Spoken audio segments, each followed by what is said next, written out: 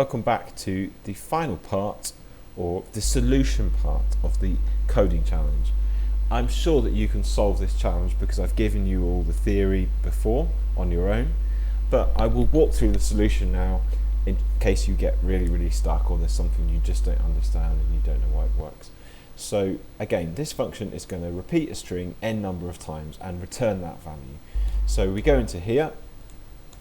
It's not as nice as the Playgrounds editor. It's just a web-based compiler program in Swift. So the first thing we're going to do is create a variable called long string, and that variable we're going to give a value of nothing. And then we're going to write our for loop. We are going to loop around and n number of times, so n in 0 ... n, and then we open a bracket and we close a bracket. So that is our for loop, and everything that we want to happen or repeat however many times n is, we do inside of these brackets.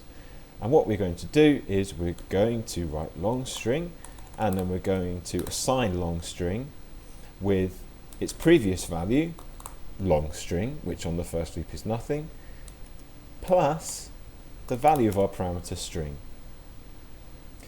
And then instead of returning empty bracket, quotation marks, we're going to return long string here because that is the purpose of the function.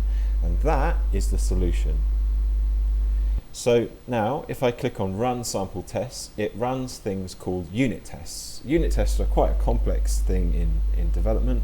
They are very basically created to test whether a function really does what you require it to do, whether this function does what the instructions were to do.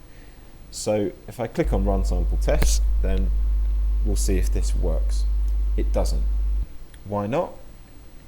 Because well, it says here immutable value n was never used, considering replacing it with underscore or removing it.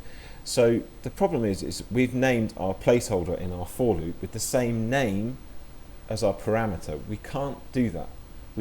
Naming is very important, and you should really give all your variables different names so you never run into an issue where the compiler or the computer doesn't know what this n means or whatever. So what I'm going to do is I'm going to change that to actually I'm not even going to give it a name. I'm going to give it an underscore name as it suggests. And again, this underscore thing's come up. If you ever see an underscore in Swift, what it means is that the name has been silenced. So for example, the name of this parameter in repeat string has been silenced.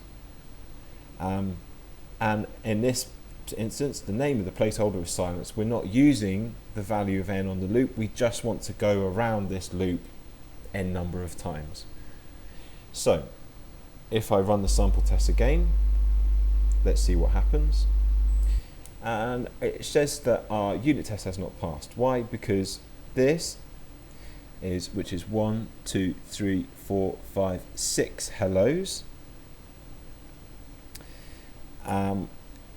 is not equal to this. This is what it should be, the bottom one, but this is what it is. Why not? Well, if you think about it, we only want to print 5 times onto the screen, but we're starting at 0, so we're actually always going to get 6. So if we start, if n is 5 and we start at 0, we get 6 loops. To fix this, just change the 0 to a 1. And if we run the sample test again,